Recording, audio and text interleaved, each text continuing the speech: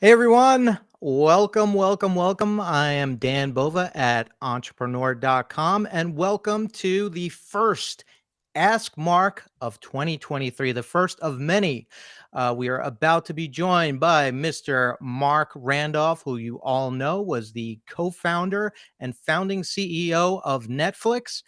Mark is joining us from the middle of a snowstorm. So his audio might have some difficulties. You might hear some crackling. You might hear some repeating. So we're going to ask you to just deal with it. This is startup land, people. We problem solve and we push through problems, right, Mark? Mark, are you with me? I'm here, Dan, and listen, it's a special piece of software I've had embedded, which if I say something smart, automatically says it twice. Perfect. That's great. Well, great to see you as always. Great to see the comments already flying in. We got woohoos, we got highs, we got hello from Argentina. Very cool. So thank you everyone for joining us. Mark, over the break, I watched a couple of webinars and not ours, of course, but different ones. And I noticed that the host would always just ramble on for 15 minutes before just starting. So let's stop that and let's start. What do you say? I think it's a great idea, Dan. Listen, I love hearing you ramble, so don't don't do anything. I was just fishing for that. Don't Um, go changing to try and please me, as Billy Joel once great, said. great. Well, so it is the first Ask Mark of 2023. So I wanted to start by kind of asking you about your outlook for 2023. What are you personally interested in? What trends do you see happening? What should people on this call be thinking about as the year kicks off? Wow, that's actually a really interesting question, Dan, because this is certainly such a different environment than it was 12 months ago at this. When I got to say, I was actually feeling pretty positive and optimistic. And in many ways, as I mentioned, I'm looking out the window right now at this snowstorm. And in some ways, we're coming in a startup snowstorm. For the next 12 months, I think. Those of you who are already in the trenches probably feel it. Fundraising is much harder now. And the companies that are being invested in are ones where essentially they can demonstrate they don't need. And so as founders, as entrepreneurs, it kind of has changed the thing that we all need to focus on. And right now, it's not about growth. Right now is about survival. It's about saying, can I exist on the resources I have? Can I cut my down to the very minimum to ensure I don't need money and I can make it through this? Most companies I know are laying people off. They're trying to. This is not the time to be building for growth, but to be building for survival. And so it's a challenge. It's a challenging, but it's a critical skill. In some ways, when you go through this sort of crucible, it does make you stronger. It's a really good skill to learn, which is how do I steer a company through difficult times? How do I make do with less? How do I put a renewed focus on cash flow break even, or even better, profitability, and take my eye for a little bit off of growth at any cost? So I'm actually I love being put into things that are uncomfortable and unfamiliar, and this is only one we haven't seen for a long time. That said, there's all kinds of interesting things going on. I love what's happening with AI. I love watching that go. That's the one category right now which have a bottomless appetite for people's capital. So there's always bright spots. Fantastic. Well, we are getting some questions about the echo. Yes, there is an echo. Mark is dialing in from the middle of a storm. So we ask you to just bear with. There's a couple of audio hiccups, I should say, but it's all going to work out, people. It's all going to work out. So feeding off of what you just said, we had a question which is about, funding your business, and someone asking, is this a good time to take out a loan from a bank, or should I keep using my own savings? Now, obviously, that depends on how much savings somebody has, but overall, what are your thoughts on that? Wow. I I'm of two minds. One is one of the enduring principles that I've used forever for all of my companies and even other people's that I've advised is something called OPM. And I always want to use OPM. Uh, and OPM is not opium. OPM stands for other people's money. Uh, I am investing the more valuable resource, which is my time. It all on the line. And I usually have put some of my own money in. And so, as much as I can, I want to rely on other people's money. So, to that end, you can get a loan to help you grow. Fantastic. The problem with loans, it's a weird quirk, I know, but they want the money back. And depending on the terms, that can end up being very, very challenging for you, especially if, for example, you don't anticipate having positive cash flow for a long time. Now, all of a sudden, in addition to the cash flow requirements of running your business, you have the cash flow requirements of making debt payments, of making scheduled principal payments. It gets tough. So it's obviously there's no one size fits all answer here. It's going to depend on your circumstances and housing. As Dan asked, how much personal resources you have. But knowing very, very little, I'd say to the degree you can get a bank to come in with you.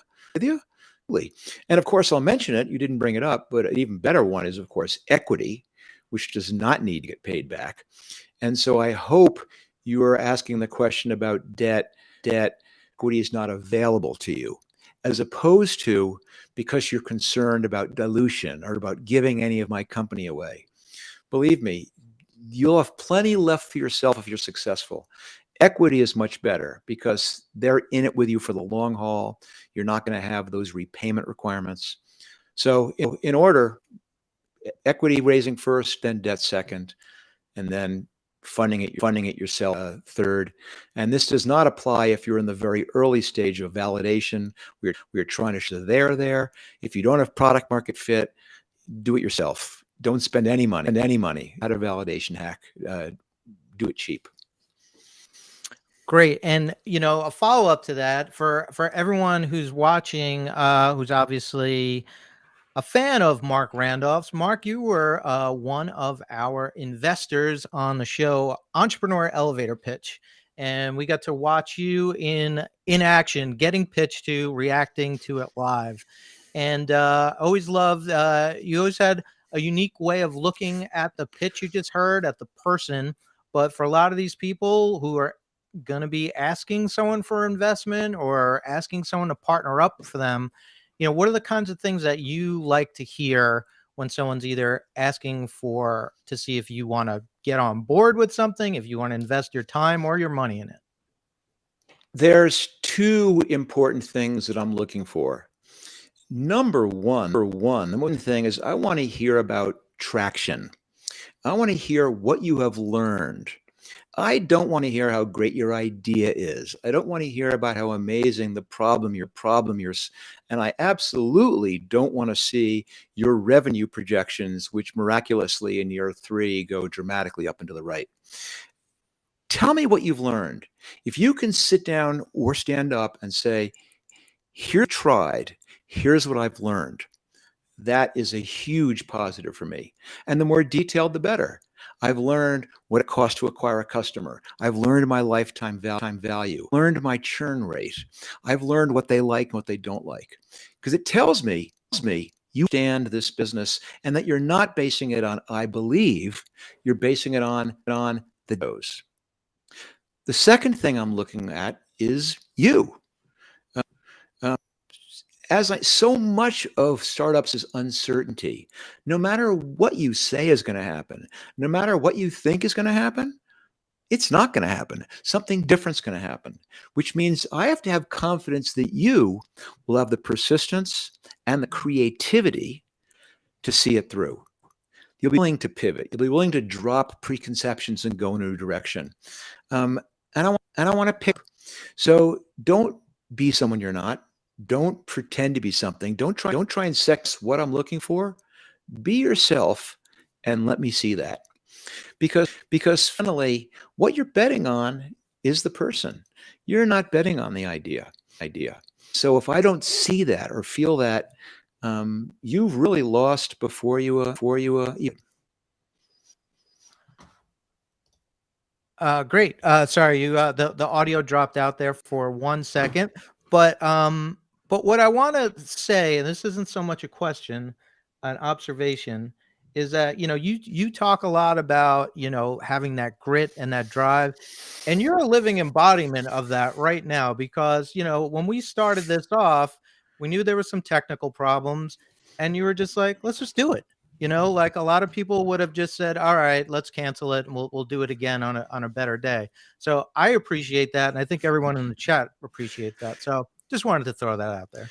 And I thank everyone for bearing with us. But as Dan said, podcasts, streaming, startups, it's unpredictable. And so, you do what you can. And if it's driving you crazy with the echo, then, drop off and back in a month and be better then. Now But don't stick you around. yeah, did you say drop off or go to hell? Because you dropped out there for a second. So That's the other software I have, Dan. It's yeah. it's automatically. I want a delay that bleeps me if I offend him.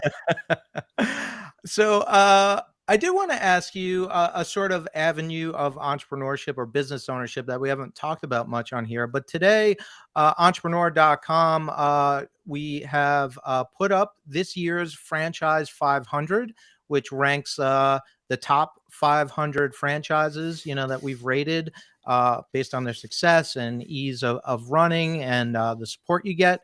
So I wonder if you had any thoughts on franchises as a first step into business ownership.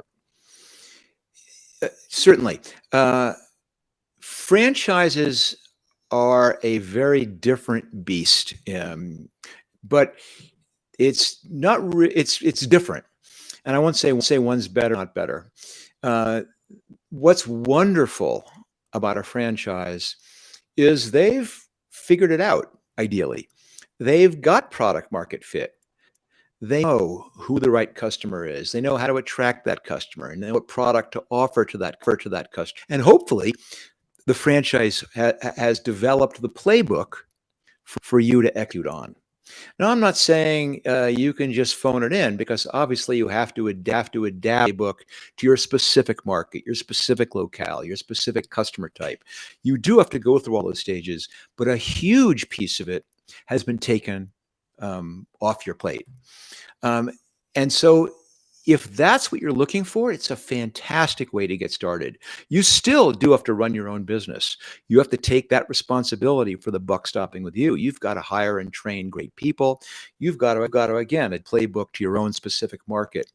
But it does free you up from going through that other big, huge piece of entrepreneurship, which is finding product market fit with an idea and saying, how do I develop a product and find a customer and match the two of them? And so if that's the part that thrills you, entrepreneurship's not the right path.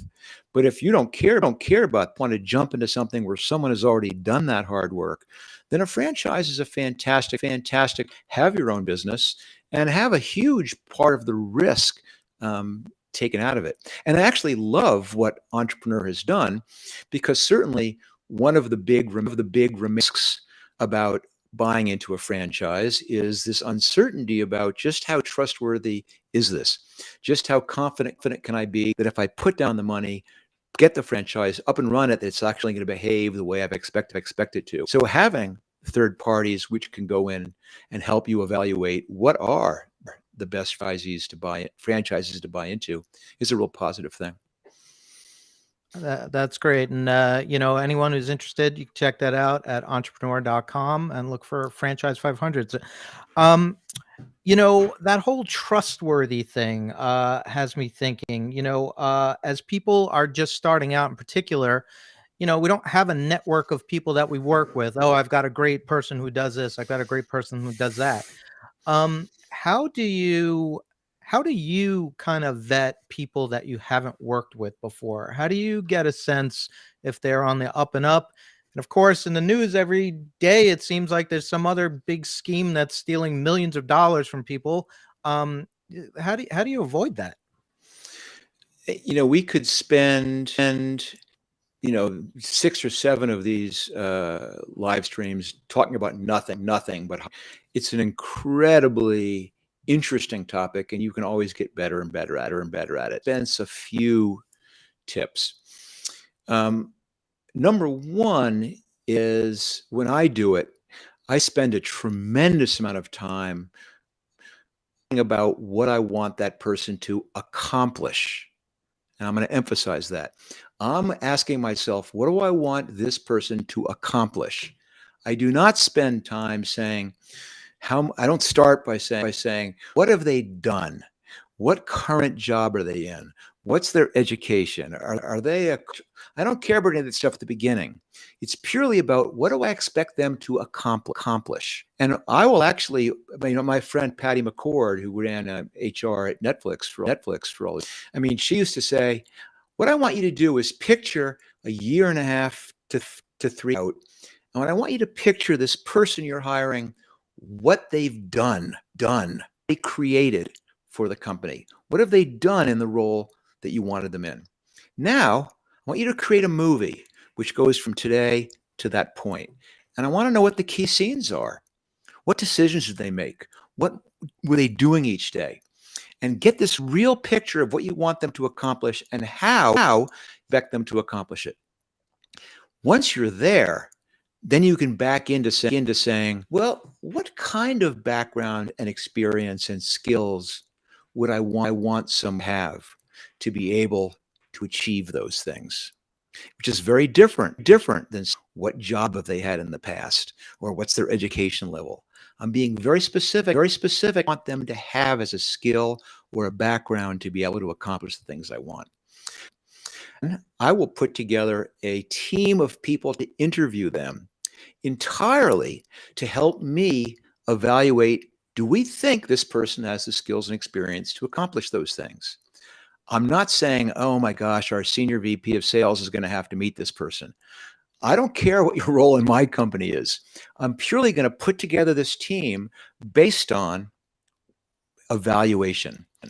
So, for example, if I said hypothetically, I think it'd be really helpful for this person's job if they really stood about how to, I don't know, set up a Discord, an idea about that. I'd find someone in the company or outside who had done it times and knew the questions to ask to evaluate whether it works or not. Anyway, last piece, and I know I'm breaking up badly. It's unfortunate. I'm sorry.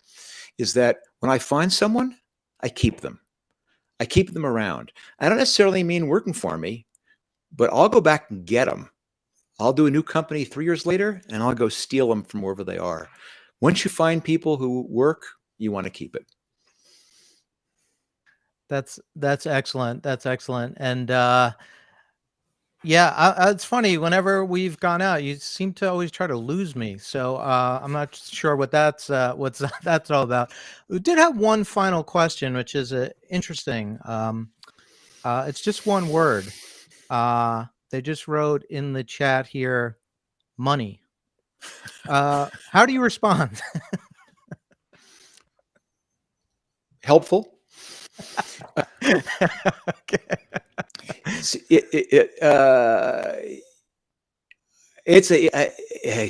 interesting. That's my one word answer is helpful. Yeah. But I'll tell you, it's not panacea. It's not happiness. Listen, don't get me wrong. All things being equal, it's better to have more than less. And that counts whether you're a person or whether you're a company. The dangerous thing is thinking that is the same scale as success or the same scale as happiness, because they're not. They're different scales. You've got to achieve happiness, all kinds of different things, and having more money is not going to make you more happy. Listen, I'm not saying if you're broke and you're living on the street and you have no health care and you can't eat, yeah, money does buy you happiness.